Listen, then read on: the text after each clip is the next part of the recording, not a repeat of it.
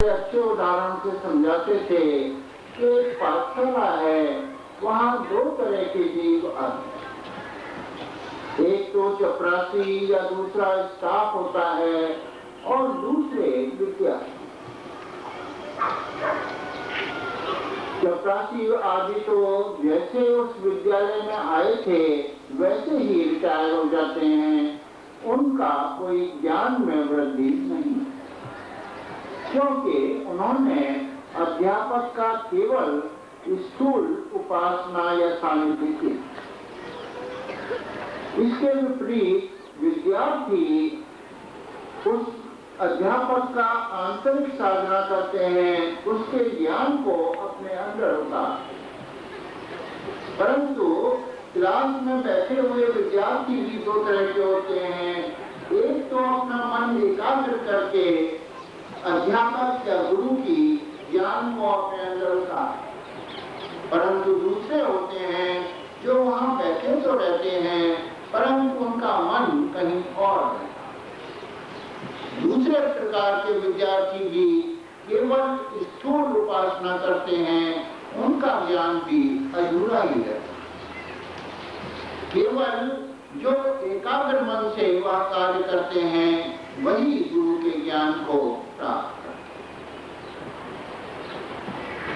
अपनी साधना में आपने देखा कि पहले हम स्थूल उपासना करते हैं, गुरु को अपने सामने बैठा और बाद में उसके सूक्ष्म शरीर को, प्रकाश को, उसके ज्ञान को अपने अंदर ले जाते हैं और धीरे धीरे उसी पर मन एकाग्र करते हैं। परंतु जब तक मन एकाग्र नहीं होता, उसकी सारी शक्तियां, सारा ज्ञान आप में नहीं आता, क्योंकि जब तक मन एकाग्र नहीं होगा आपका अंतर में भी स्थूल उपासना ही रही।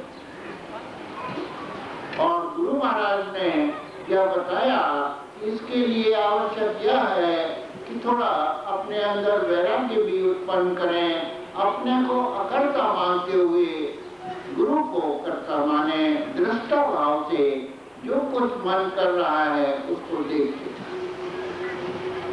अगर हम अपने को अकर्ता माने, दृष्टा माने, तो धीरे धीरे मन निर्मल होकर उस अवस्था में पहुंच जाएगा जिसमें कि वह शांत होके गुरु का ज्ञान अपने अंदर होता है। भगवान कृष्ण ने भी अर्जुन को यही कहा था कि अगर मन को शांत करना चाहते हो तो अभ्यास और वैराग्य के द्वारा हो।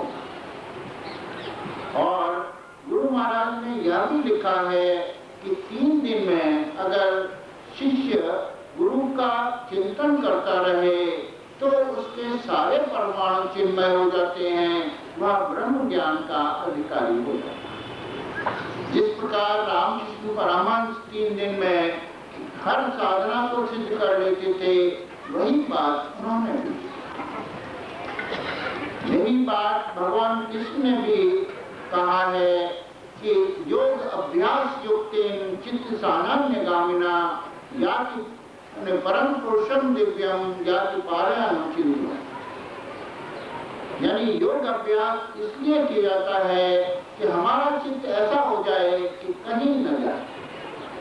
उस समय अगर परम दिव्य पुरुष का चिंतन करेंगे तो वह हमें प्राप्त हो, उसमें हम लय हो जाएंगे, उसके ज्ञान को अपने अंदर उतार। और गुरु महाराज ने इसके लिए बड़ा अच्छा उदाहरण नचिकेता का दिया। आप सबने वह सुना होगा या पढ़ा होगा कि उसके गुरु पिता ने नाराज होकर उसको यम के पास भेजा। वह वहां पहुंचकर तो यमराज बाहर गए हुए थे। उन्होंने कहा कि अभी तो वह है नहीं, आप ऐसा करो, या तो किसी और समय आना या जब तक वह आए तब तक इंतजार करें। नचिकेता अपनी लगन का पक्का था, वह वहीं दरवाजे के पास बैठ गया और उसने 3 दिन तक न कुछ खाया न कुछ किया, केवल यमराज का चिंतन किया। और जब यमराज आए तो इसी की वजह से उन्होंने उसको 3 वर देने के लिए कहा। जब साधक अकर्ता होता है, गुरु करता होता है, तो यह परम आवश्यक है कि गुरु की कृपा उस पर हमेशा बनी रहे। इसीलिए नचिकेता ने प्रथम वर यही मांगा कि मेरे गुरु हमें सदैव मुझसे प्रसन्न रहे। दूसरी बात जो उसने मांगी वह यह थी कि और लोग जितने हैं, देवलोक इत्यादि, उनका क्या रहस्य है और कैसे प्राप्त होते हैं। तो यमराज ने वह समझा दिया, कह दिया कि यह सब भोग योनियां हैं, वापस जाना पड़ता है। तो तीसरे वर में नचिकेता ने कहा कि मुझे ब्रह्म ज्ञान दो। तो यमराज ने उसे सारे प्रलोभन दे दिए कि तू चिर यौवन ले ले, संसार का राज्य ले ले, यह शक्तियां ले ले, सब कुछ ले ले, पर इस विद्या को न। लेकिन वहाँ पूर्ण वैरागी हो गया था उस समय तक। उसने सब कुछ ज्ञान यमराज से प्राप्त कर लिया था 3 दिन में। उसने कहा मुझे और कुछ नहीं चाहिए। इसी तरह से जब शिष्य के चित्त में कोई वासना नहीं रहती, गुरु को ही कर्ता मानकर वह पूर्ण समर्पण कर देता है, तब वह ब्रह्म ज्ञान का अधिकारी बनता है। नचिकेता को भी जब यमराज ने देखा कि वह किसी तरह विचलित नहीं हो रहा, तो उन्होंने उसको ब्रह्म ज्ञान दिया। यही साधना हमारी साधना है कि पूर्ण लगन से और वैराग्य के साथ गुरु को कर्ता मानते हुए साधना करते थे, तभी वह सिद्धि हमको प्राप्त होगी जो गुरु महाराज जी या पंडित जी बड़े भैया ने प्राप्त की। इस समय ये नैवेद्य रखा हुआ है, जो फिर आंख बंद करके इसको गुरु महाराज को अर्पण करें और उनसे यह प्रार्थना भी करें कि हमको ऐसी शक्ति दें जिससे कि हम उनको कर्ता मानते हुए अकर्ता के रूप में संसार में रहें।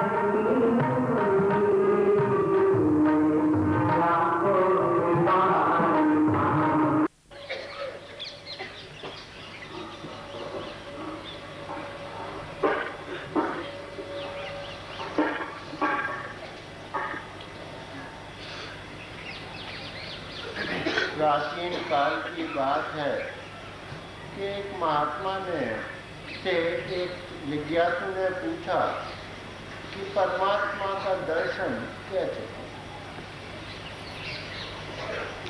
तो महात्मा ने कहा कि बेटा कल सुबह आना, तब मैं तुमको यह बताऊं। जब प्रातःकाल वह जिज्ञासु पहुंचा तो महात्मा ने कहा कि देखो पास में एक तालाब है, उसमें जाके सूर्य का प्रतिबिंब परछाई देखाओ, फिर मैं बताऊंगा कि ब्रह्म ज्ञान या परमात्मा का दर्शन कैसे।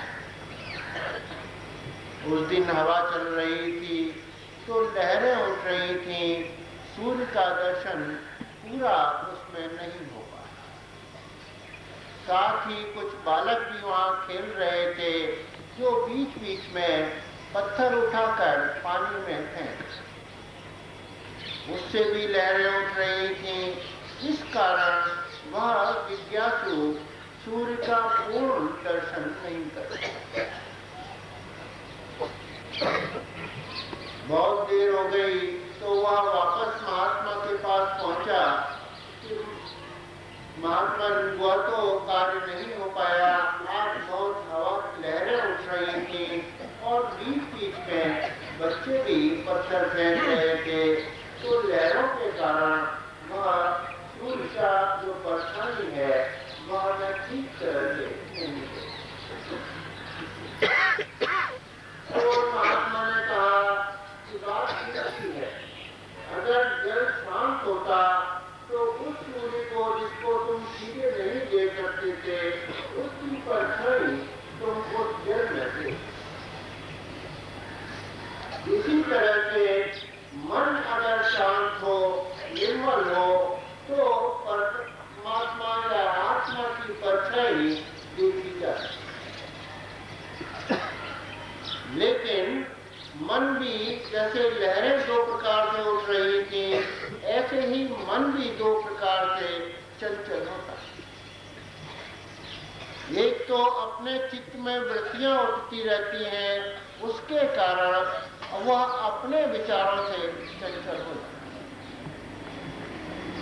दूसरा जो हमारे पास होता है, उसके विचार ग्रहण करके भी मनुष्य का मन चंचल हो जाता है। तो अगर तुम आत्मा के दर्शन करना चाहते हो तो मन के यह दोनों प्रकार के विचार शांत करने, तभी आत्मा या परमात्मा का दर्शन हो। गुरु महाराज ने लिखा है कि दर्शन या देखना ऐसा नहीं है कि आंखों से जो हमने देख लिया वही देखना। देखने या दर्शन के मतलब है पूर्ण ज्ञान प्राप्त करना।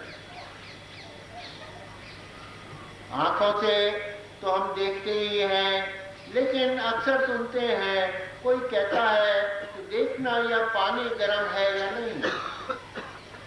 तो यह जो देखना है वो आंख से नहीं होगा, हाथ से छू के हमको देखना पड़ेगा कि वह पानी गर्म है या ठंडा। कभी कभी घर में आप सुनते होंगे कि देखना इस चीज में नमक ठीक है या नहीं। वह देखना जीभ या जिह्वा से होगा। इसी तरह से कहेंगे देखना कौन गा रहा है, तो यह देखना कानों से होगा कि किसके गले की आवाज। तो देखना उस बात का ज्ञान प्राप्त करना है। तो परमात्मा को केवल देखना है तो पूर्ण ज्ञान प्राप्त करें तभी देखना हो। इसी के लिए पूज्य पंडित जी कहते थे कि गुरु से मिलना बात और है और गुरु में मिलना और। जब साधक गुरु में मिलता है तब पूर्ण ज्ञान प्राप्त होता है। जैसे जैसे हम स्थूल से सूक्ष्म वस्तुओं की तरफ जाते हैं तो ज्ञान प्राप्त करने की जो इंद्रियां हैं वह भी बदलती जाती है। स्थूल का ज्ञान तो इन इंद्रियों के द्वारा हो जाता है, लेकिन अगर कोई आपके सामने आए और उसके अंतःकरण में आप यह जानना चाहें कि मन कैसा है, तो पहले अपने मन को शांत करना पड़ेगा। जब हमारा मन शांत हो जाएगा तो सामने वाले का मन हम पढ़ सकेंगे कि उसमें क्या विचार आ रहा है। तो मन को पढ़ने के लिए मन को शांत करने की आवश्यकता है। इसी तरह से अगर किसी सामने वाले मनुष्य का ज्ञान आप देखना चाहें तो अपनी बुद्धि को भी शांत करना पड़ेगा। और इसी तरह से महाकारण शरीर का अगर आप ज्ञान प्राप्त करना चाहते हैं तो अपने अहम को भी शांत करना, तब जाके आत्मा का दर्शन करे, तभी जाके पूर्ण ज्ञान प्राप्त होगा। लेकिन यह सारे कार्य अनेक साधनों से हो सकते हैं। जो ज्ञान योग के साधक होते हैं वह इस ज्ञान के द्वारा इस स्थिति को पहुंचते हैं कि मैं ही ब्रह्म हूं। धीरे धीरे वह अपने अंदर यह ज्ञान बढ़ाते चले जाते हैं कि मैं और कुछ नहीं हूं, केवल परमात्मा। राजयोग का साधक चित्त की वृत्तियों का निरोध करके इस अवस्था को प्राप्त करना चाहता है। भक्ति योग का साधक भगवान से प्रेम करके, साकार रूप से प्रेम करके इसी स्थिति को प्राप्त। परंतु एक और भी रास्ता है जिसमें साधक को कुछ नहीं करना पड़ता, उसको समर्पण योग कहते हैं। समर्पण योग केवल गुरु कृपा पर आधारित रहता है। जिसको गुरु कृपा कर दे वही निहाल हो जाता है। लेकिन इसमें सबसे बड़ी आवश्यकता यह होती है कि गुरु को किस प्रकार हम रिझाएं जिससे कि वह हमारे ऊपर कृपा करे। इसके बारे में एक प्राचीन गाथा है कि एक राज्य में एक मनुष्य रहता था। एक दिन उसकी इच्छा हुई कि मैं राजा के दर्शन करूं, लेकिन वह बहुत गरीब भी था, उसकी कोई पहुंच भी नहीं थी, तो ऐसा कोई उपाय उसको नहीं सूझ रहा था जिससे राजा तक पहुंच सके। उसने क्या किया कि यह पता लगाया कि राजा कहाँ से निकलता है। तो उसको पता लगा कि सुबह इस रास्ते से राजा टहलने जाता। वह जल्दी उठता और उस रास्ते को झाड़ के चला। राजा ने देखा कि रोज कोई इस रास्ते को झाड़ रहा है, तो उसने क्या किया कि उस मनुष्य को जांचने के लिए, उसकी परीक्षा लेने के लिए एक दिन वहां हीरा डाला। दूसरे दिन जब वह झाड़ने आया तो उसने हीरा तो रख लिया और झाड़ता चला गया। फिर कई दिन गुजर गए। राजा ने देखा कि मैंने इसको हीरा दे दिया, तब भी इसने झाड़ना बंद नहीं किया। हो सकता है कुछ और चाहता हो। दूसरे दिन उसने एक और आभूषण वहां। इस तरह से क्रम चलता रहा, लेकिन उस मनुष्य का रास्ता साफ करना बंद नहीं। तो एक दिन उसने अपने सिपाहियों को कहा कि रात में यहाँ पहरा लगाओ, देखो कौन झाड़ू लगाता। जब उस मनुष्य को पकड़ के वो लोग दूसरे दिन दरबार में ले गए तो राजा ने पूछा कि क्या बात थी, मैंने तो तुम्हारे लिए इतने आभूषण, हीरे, जवाहरात डाले, तुम उनको उठाते रहे, लेकिन तुमने झाड़ना बंद नहीं किया। तो उसने कहा कि मैंने सड़क झाड़ना इसलिए नहीं शुरू किया था कि मैं वो आभूषण पाऊं या हीरे जवाहरात पाऊं। मेरा तो केवल एक लक्ष्य था कि मैं राजा के दर्शन करूं। वह आज मुझे उससे प्राप्त। राजा ने उसकी निष्काम सेवा से प्रसन्न होकर उसको राज दरबार में रख लिया। अब वह राजा के साथ साथ प्रजा की भी सेवा करनी। यही हमको भी करना पड़ेगा। अगर हम गुरु को रिझाना चाहते हैं तो निष्काम भाव से उसकी सेवा करनी। लेकिन गुरु अपनी सेवा से उतना प्रसन्न नहीं होता जितना सत्संग की सेवा से होता। बुद्ध धर्म में आपने सुना होगा, बुद्धम शरणं गच्छामि संघम शरणं गच्छामि। पहले गुरु या बुद्ध भगवान के सामने जाओ, उनकी शरण में जाओ और फिर संघ की शरण यानी सत्संग की शरण में। सत्संग की शरण में जाना और कोई नहीं है। जो सत्संगी हैं उनके लिए त्याग करना, निष्काम भाव से उनकी सेवा करना, या देखना कि बगल वाला सत्संगी आराम से रहे चाहे मुझे कष्ट हो, यही संघ की सेवा। इससे गुरु जितना प्रसन्न होता है उतना अपनी सेवा से नहीं। यही रास्ता है जिससे गुरु को प्रसन्न करके हम उससे वह कृपा प्राप्त कर सकते हैं जिससे भगवान का दर्शन हो। हमारे यहाँ जो गुरु महाराज ने क्रिया बताई है वह उन चारों की मिश्रित प्रणाली है। इसमें ज्ञान, राजयोग, भक्ति योग और समर्पण योग सभी शामिल।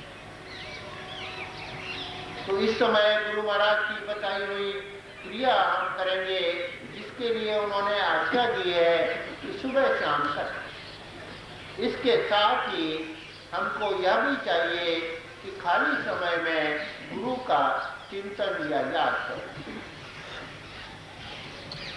तो यह जो क्रिया है वह मन के द्वारा होगी और मन शरीर के साथ लगा हुआ है। इसलिए पहले एक ऐसे सुख आसन से बैठ जाएं जिससे 20-25 मिनट हिलना डुलना न पड़े, क्योंकि उससे शरीर विचलित हो, मन भी विचलित हो जाए। पुराने भाई बहन तो वैसे ही क्रिया करेंगे जैसे करते आ रहे हैं। नए भाई बहन इस क्रिया को पहले एक सुख के आसन से बैठ जाएं जिससे शरीर के किसी भाग में कष्ट न हो। रीढ़ की हड्डी सीधी रखें और थोड़ी थोड़ी झुकाए रहें। इससे रीढ़ की हड्डी ठीक रहती है। फिर आंख बंद करके ऐसा ख्याल करें, ऐसी कल्पना करें कि परमात्मा साक्षात हमारे सामने, वह प्रकाश स्वरूप है। उसके हृदय से एक प्रकाश आ रहा है जो हमारे हृदय में जा रहा है। हमारा रोम रोम उस प्रकाश से भर जाए। जब इस परमात्मा के प्रकाश को अपने हृदय में देखने लगे तो बाहर वाले परमात्मा को भूल जाएं, उस प्रकाश पर ही अपना ध्यान केंद्रित करें। जब मन इधर उधर चला जाए तो फिर प्रारंभ से आरंभ करें कि परमात्मा हमारे सामने है, उसके प्रकाश से भरा हुआ है। वह प्रकाश उसके हृदय से हमारे हृदय में जा रहा है। हमारा रोम रोम उस प्रकाश से भर है। उसी प्रकाश में धीरे धीरे अपने को लय कर। पहले हमारे यहाँ की 2 प्रार्थना होंगी। जिन भाई बहनों को याद है वो कृपया एक स्वर से कहें, जिनको नहीं याद वह इस क्रिया को ही आरंभ करें। प्रार्थनाएं समाप्त होने के बाद भी यह ध्यान चलता रहेगा। जब यह कहा जाए बस करो तभी आंख खोले और ध्यान से कर दे। कौन कहे कासो कहे, कहे चाहे सो कौन, एक अनंत सुहे सुहे ताते गही ये मन, एक अनंत सोहे सोहे ताते गई ये मन। माटी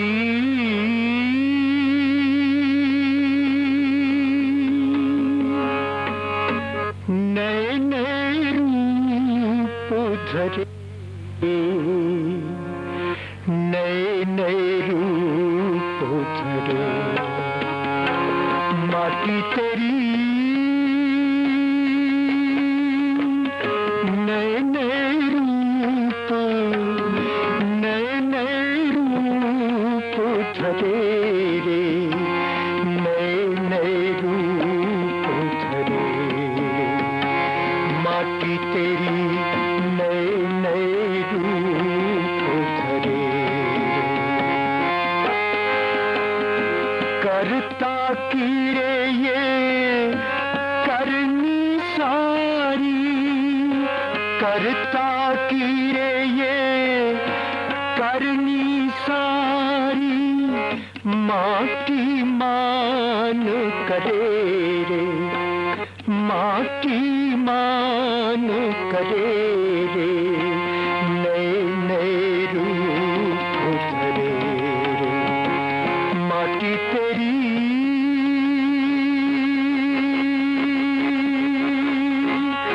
नए नए रूप धरे रे, नए नए रूप धरे।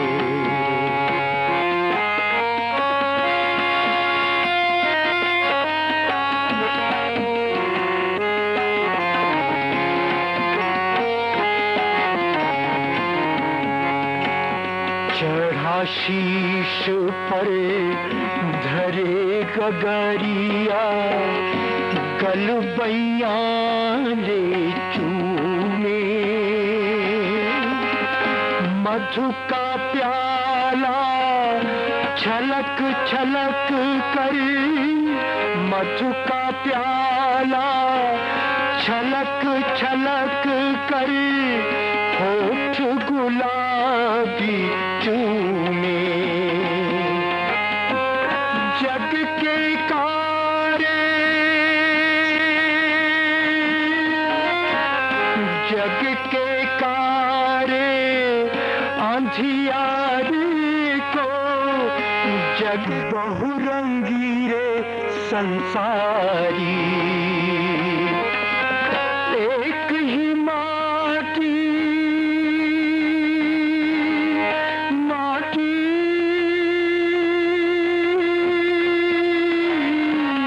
एक ही माटी, एक ही माटी, एक ही माटी की ये काया क्यों अभिमान करे रे, क्यों अभिमान करे रे। नए नए नए नए रूप धरे। माटी तेरी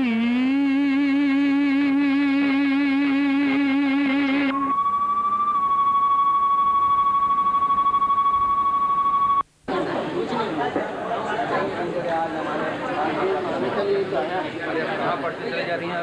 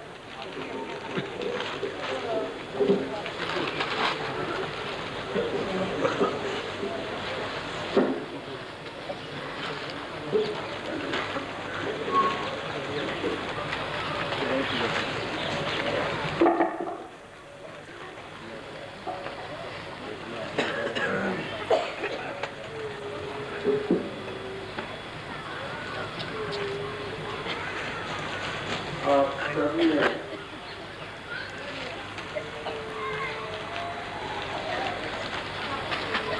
कभी रेल या बस में यात्रा करते समय देखा होगा कि जब हम रेल या बस में चलते होते हैं तो हमको ऐसा भासता है कि सड़क के किनारे या रेल की पटरी के किनारे जमीन, मकान और पेड़ सब विपरीत दिशा में चलेगा।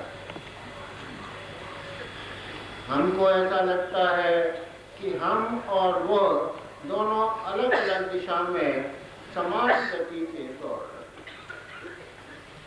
परंतु यदि आप उसमें से उतर जाएं तो यह भासना बंद हो। जब हम जमीन पर खड़े हों तो हमको वास्तविक स्थिति पता लगती है कि रेल या बस चल रही है, पेड़ या जमीन स्थिर है। यही बात प्रकृति में देखी जाए। प्रकृति दो चीजों से मिलकर बनी है, पुरुष और प्रकृति। पुरुष सच्चित आनंद है, एक रस रहने वाला है, स्थिर। प्रकृति हमेशा गतिमान है, वहाँ हर चीज हर समय चलती रहती है, बदलती है। जैसे कि एक बीज लें, वह जमीन में डालेंगे, अगर उसको पानी वगैरह अनुकूल मिलेगा तो पहले वह फूलेगा, फिर उसमें से किल्ला निकलेगा, फिर छोटा सा पौधा होगा, बढ़ता चला जाएगा, फिर फूल आएगा, बीज बनेगा, फिर इस तरह से चलता है। हम भी जन्म लेते हैं, उसी के साथ साथ हमारी शरीर की गति चलती है। एक समय आता है जब मृत्यु होता है। तो प्रकृति में गति है, हम प्रकृति में है, तो जीव हमेशा यही समझता है कि पुरुष और प्रकृति विपरीत दिशा में चल रहे हैं। उसको यही भासता रहता है और इस भासने के कारण ही उसको दुख अनुभव होता है। हमारे जो दुखों का कारण है वह यही है कि हम हमेशा दोनों को चलता हुआ मानते हैं, विपरीत दिशा में मानते हैं। जिन लोगों ने अपने को इससे अलग करना चाहा तो उन्होंने दो रास्ते अपनाए। एक तो पुरुष यानी परमात्मा की तरफ ज्यादा झुक गए, वह निवृत्ति मार्ग के साधक है। लेकिन जब वह उधर ज्यादा झुके तो वह संसार में रहने लायक नहीं है, क्योंकि संसार से उन्होंने अपने को अलग कर दिया। दूसरे वह थे जिन्होंने संसार की तरफ अधिक कदम बढ़ा दिए और वह प्रवृत्ति मार्ग में चले गए। उनको परमात्मा से कुछ मतलब नहीं है। इस सब बात को समझाने के लिए कबीर साहब ने साखी कही है कि चलती चाकी देखकर दिया कबीरा रोए, दो पाटन के बीच में साबुत बचाना को। यानी इन विपरीत गतियों के बीच में कोई भी जीव दुख से दूर नहीं हो पाता। चाकी आप सबने देखी होगी, एक पार्ट उसका स्थिर रहता है, उसमें एक कील लगी रहती है। दूसरा पार्ट उस कील के ही चारों तरफ घूमता है। लेकिन यदि चक्की चल रही हो तो हमको ऐसा ही भास होता है कि दोनों पार्ट विपरीत दिशा में गति करते हैं।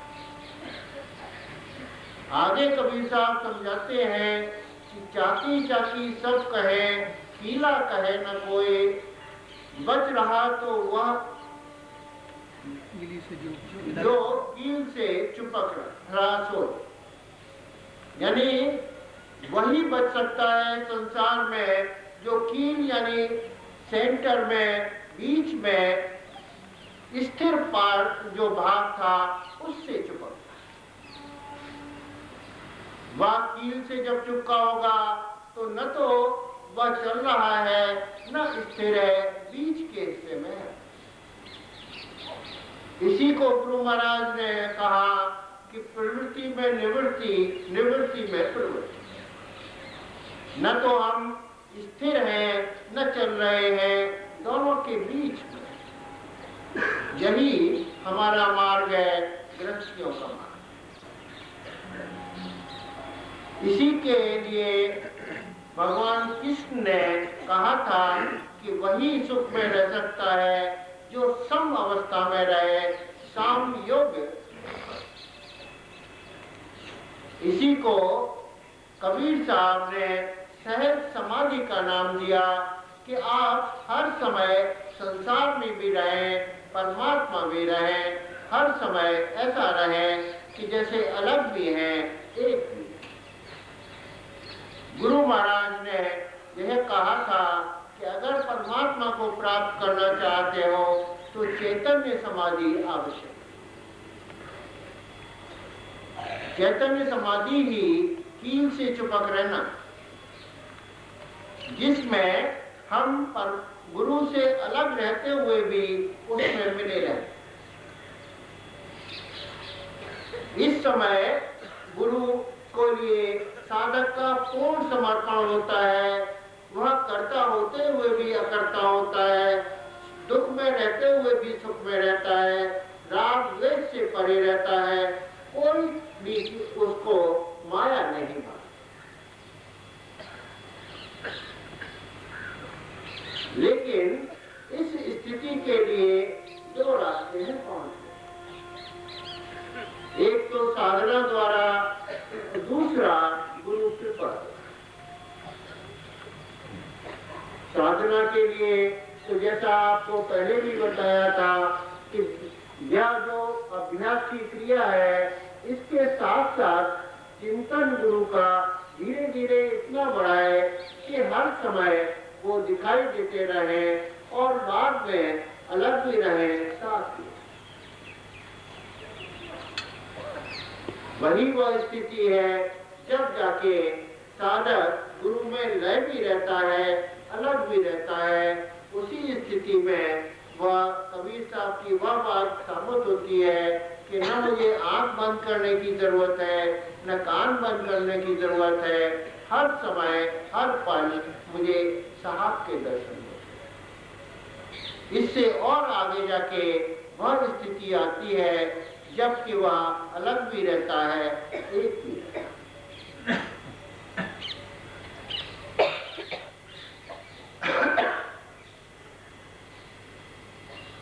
इसके लिए वही चिंतन का अभ्यास करना आवश्यक होता है, धीरे धीरे उसको बढ़ाना चाहिए। लेकिन गुरु कृपा से भी यह प्राप्त होती है। एक बार की बात है कि जिया माँ जयपुर में ठहरी हुई थी। एक सत्संगी बहन आई और अपने परिवार के साथ थे, कई लोग थे। तो मैंने कहा कि आपका ठहरने का प्रबंध मैं दूसरी जगह किए देता हूँ। पास में एक सत्संगी भाई हैं, उनके यहाँ एक कमरा दे।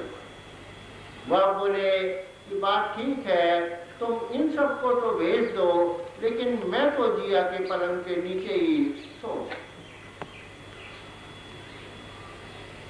दूसरे दिन प्रातःकाल वो चली गई, लेकिन 15 दिन बाद उनका पत्र आया कि लल्लू भैया, तुमने बड़ी कृपा की जो मुझे वहाँ उस दिन सोने दिया। जब से मैं वहाँ से आई हूँ, मुझे हर समय हर पल गुरु महाराज के दर्शन होते। तो यह गुरु कृपा से भी प्राप्त हो जाता है और साधना के द्वारा भी प्राप्त होता है। यह स्थिति आनंदमय कोश में आती। लेकिन इसके लिए जैसा भगवान कृष्ण ने कहा था कि समर्पण आवश्यक है, अर्जुन को कहा था कि तू मेरे मन वाला हो जा, यानी अपनी सारी इच्छाएं मुझे। ऐसी ही बात मूसा के जन्म में हुई। हजरत मूसा एक दिन ध्यान में बैठे हुए थे, उनको इल्हाम हुआ, उनको ऐसा लगा कि खुदा मुझसे कह रहा है कि ए मूसा, क्या मैं तेरा हो जाऊं? उन्होंने कहा कि नहीं। तो फिर आवाज आई, तो क्या तू चाहता है कि तू मेरा हो? उन्होंने फिर कहा नहीं। तो फिर तीसरी आवाज आई, तो फिर तू क्या चाहता है? तो मूसा ने कहा, तो मैं तो तेरी ख्वाहिश का कदरदां हूं, जो तेरी इच्छा हो वह हो। न मुझे यह चाहिए कि ईश्वर मेरा हो जाए, न मैं ये चाहता हूं कि मैं ईश्वर का हो जाऊं। जो ईश्वर चाहे वो हो। यही सच्चा समर्पण है। हमारे यहाँ इस सत्संग को चलाने वाले सभी गुरु महाराज, जिया माँ, पंडित जी, बड़े भैया इसी बात उन्होंने जीवन में यह करके दिखा और हम सबको भी यह सिखाया कि इसी तरह होना है। इस समय ये नैवेद्य रखा है, 2 मिनट आंख बंद करके उनको ही इसको अर्पण करें और उनसे यह प्रार्थना भी करें कि हमको ऐसी शक्ति दें कि वह स्थिति हम भी प्राप्त।